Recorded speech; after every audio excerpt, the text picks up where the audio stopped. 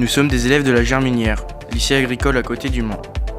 Nous allons vous présenter des techniques de semis innovantes et peu communes. Pour cela, nous sommes partis à la rencontre d'agriculteurs sartois qui ont abandonné le labour pour des techniques plus respectueuses des sols. Ça fait à peu près une dizaine d'années qu'on a arrêté le labour sur l'exploitation.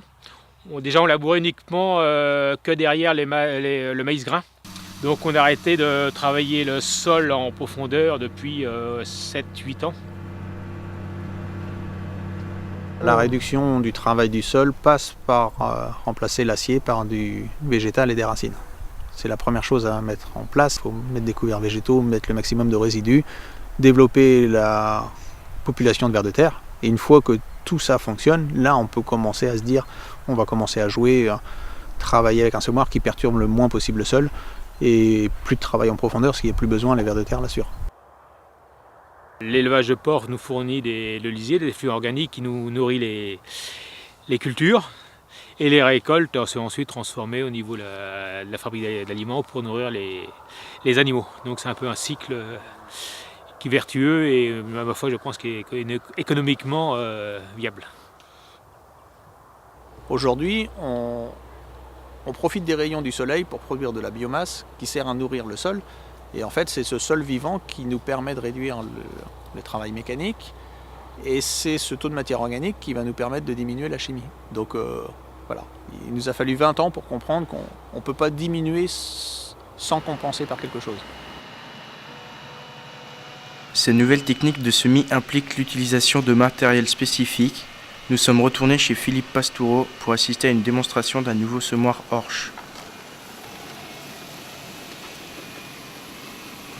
On l'a bien vu, là, aucun article dans les journaux, juste une invitation, il y a plein de gens qui viennent.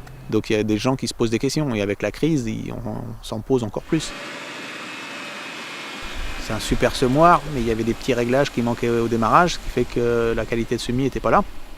Et on l'a très bien vu, les techniciens sont moins formés que les agriculteurs. C'est les agriculteurs qui ont dit mais il faut le régler comme ça. Et après ça allait beaucoup mieux.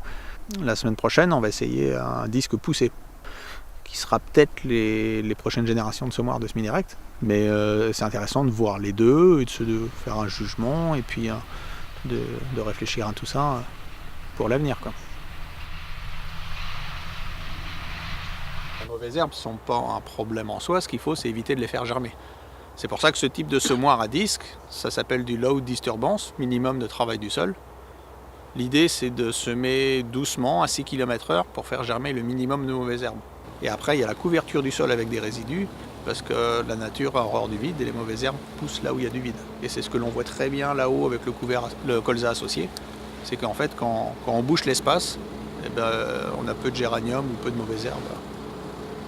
Donc voilà, c'est vraiment tout un ensemble qui peut permettre de réussir. Je ne sais pas si vous apercevez ici, mais on voit bien une ancienne galerie de vers de terre. Oui. Et en fait, le ver de terre a mis tous ses turicules, il a tapissé sa galerie avec. C'est pour ça que ça paraît beaucoup plus sombre. Ce qui est intéressant, c'est de voir que les racines utilisent en fait la galerie du ver de terre. Par contre, ce qui n'est pas normal, c'est ça. Là, on voit parfaitement l'ancienne semelle de labour. Oui. Ça fait 20 ans. Oui.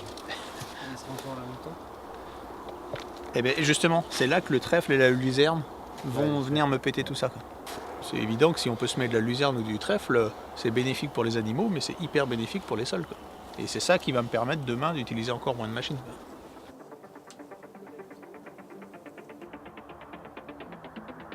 Aujourd'hui, on est au top.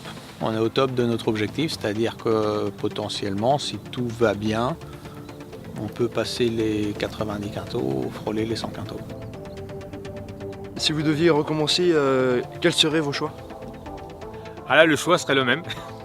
Pour l'instant, je ne change rien sur la conduite ou sur le système d'alimentation. Donc là, on a quand même une culture vraiment bien implantée. Et non, il n'y a rien à... Pour l'instant, je ne changerai rien. Est-ce que cette technique s'adapte dans tout type de sol ou que dans certains types? Cette technique s'adapte dans tout type de sol, mais pas dans toutes les têtes. Et faut pas le prendre mal, hein. Je l'ai bien dit, il faut avoir envie de le faire, quoi.